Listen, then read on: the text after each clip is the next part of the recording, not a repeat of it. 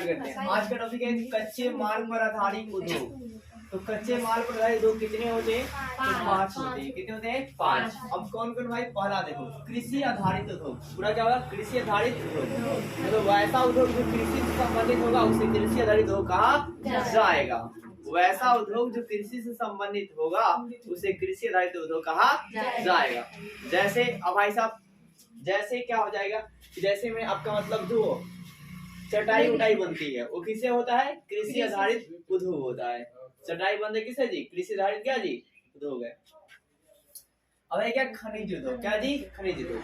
तो इसमें डिफिनेशन क्या लिखेंगे कि वैसा उद्योग जो खनिज से संबंधित होगा उसे खनिज आधारित उद्योग कहा जाएगा। जैसे कोयला हो गया, पेट्रोलियम हो गया, ठीक है, ये सारे क्या होंगे? खनिज आधारित उद्योग। देखो रसायन आधारित उद्योग। वैसा उद्योग जो रसायन से संबंधित होगा, क्या होगा? रसायन से संबंधित होगा उसे रसायन आधारित उद्योग कहा जाएगा। अब जैसे इसमें क्या होगा कि अनेकों प्रकार के केमिकल हो जाएंगे, ठीक है ना, जो भी केमिकल सब्सटेंस होती है वो क्या हो जाएंगे? रसायन आधारित उद्योग हो जाएंगे। जैसे दवा हो जाएगा, ठीक है, मेडिसिन हो जाएंगे। भाई क्या? वन आधारित उद्योग। तो वैसे उद्योग जो वन से संबंधित होंगे उसे वन आधारित उद्योग कहा जाएगा। जैसे वन से क्या कहता है? फर्नीचर बनाया जाता है, लकड़ी का अनेकों खिलौना बनाया जाता है, सामान बनाए जाते हैं, ये सब हो जाएगा। अब देखा पशु आधारित उद्योग। वैसा उद्योग जो पशु से संबंधित होगा उसे पशु आधारित उद्योग कहा जाएगा। जैसे कि भाई साहब डेयरी उद्योग, डेयरी दूध वाला, ठीक है। अब क्या? स्वामित्व के आधार पर उद्योग।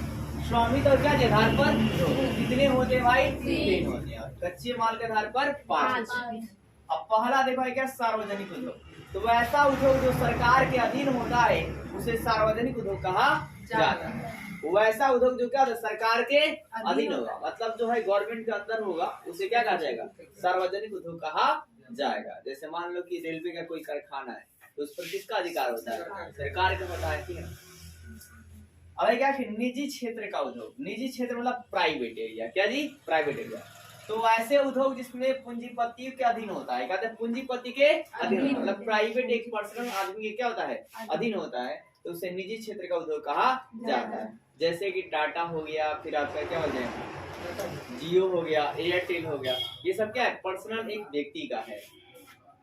अब देखो क्या? संयुक्त क्षेत्र का क्या जी? उद्योग। तो वैसा उद्योग जिसमें गवर्नमेंट और आपका है क्या? प्राइवेट, गवर्नमेंट और क्या जी? प्राइवेट पर्सन दोनों लोगों का मतलब अधीन होता है, तो उसे संयुक्त क्षेत्र का उद्योग कहा जाता है। क्या सुना?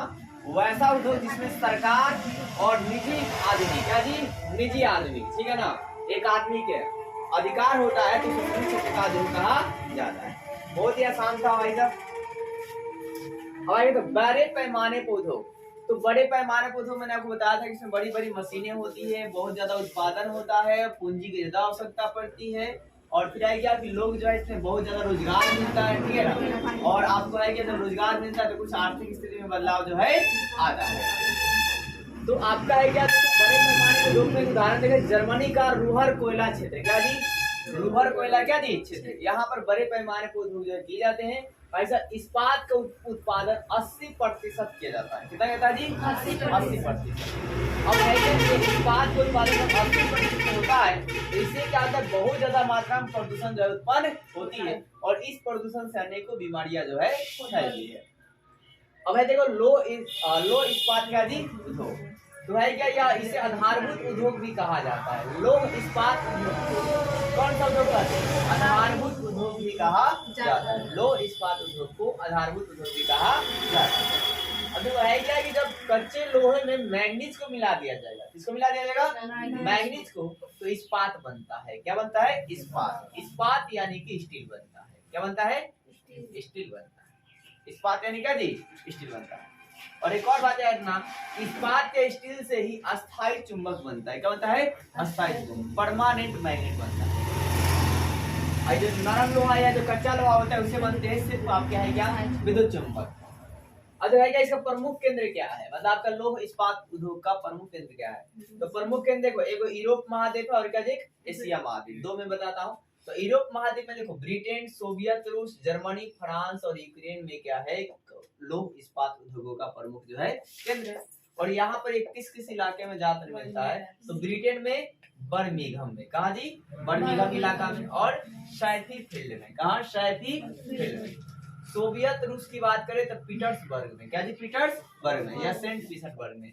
अब सेंट पीटर्सबर्ग में क्या है कि यहाँ पर जो है भाई साहब कोयला का जो मतलब ये लौह इस्पात जो उद्योग है वो घट रहा है। क्या कर रहा है? घट रहा है। तो ऐसे कंडीशन में इसको जंग का कोटरा भी कहा जाता है। मतलब सेंट पीटर्सबर्ग को और किस नाम से जानते हैं? जंग का कोटरा के नाम से जाना जाता है। क्यों कहा गया जंग का कोटरा? क्योंकि यहाँ पर जो लौह इस्पात उद्योग है उसका जो मतलब क्वांटिटी है वो क्या हो रहा है? घट रहा है। क्या हो रहा है जी? घट रहा है। जर्मनी में इसको, जर्मनी में कहा उत्पन्न होता है? तो ड्यूसबर्ग में, कहा जी? ड्यूसबर्ग में। और डोरटमुंड में, कहा? डोरटमुंड में होता है। फ्रांस में कहा? सेंट इटली में, इटनी में, कहा? सेंट इटनी में। फ्रांस में कहा होता है? सेंट इटली में। और यूक्रेन में कहा होता है? क्रीबोई में। यूक्रेन में कहा होता है जी? क्रीबोई में होता है। अब एशिया में देखो, एशिया में जैसे जापान, क्या हो गया? जापान देश में कहते हैं नागासाकी और टोक्यो में। नागासाकी और कहा जी? टोक्यो में लौह इस्पात उद्योगों का केंद्र है। फिर इंडिया में कहा जी? जमशेदपुर है, दुर्गापुर है, भिलाई है, ठीक है ना? इस तरह के हैं। अब है क्या? राउरकेला है। इसके अलावा अब देखो भाई क्या कि चाइना में, क्या है जी? चाइना में, चाइना का जी? संधाई, क्या जी? संधाई। और कहा? वानसर में, कहा? संधाई और कहा जी? वानसर। अब एक बात देखो, विश्व में 50% से अधिक कपास का उत्पादन, विश्व में क्या जी? 50% से अधिक कपास का उत्पादन India, China, America, Pakistan, Uzbekistan और मिस्र से होता है। तो विश्व में 50% से अधिक कोई जो कपास का उत्पादन है वो किस देश से होता है? India, China, America, Pakistan, Uzbekistan और मिस्र से होता है। वीडियो इसी के साथ हमारा ये जो चैप्टर नंबर आपका 6 समाप्त होता है। और वीडियो अच्छी लगे तो वीडियो लाइक कीजिए और सब्सक्राइब कीजिए और ज्यादा शेयर कीजिए। जय हिंद।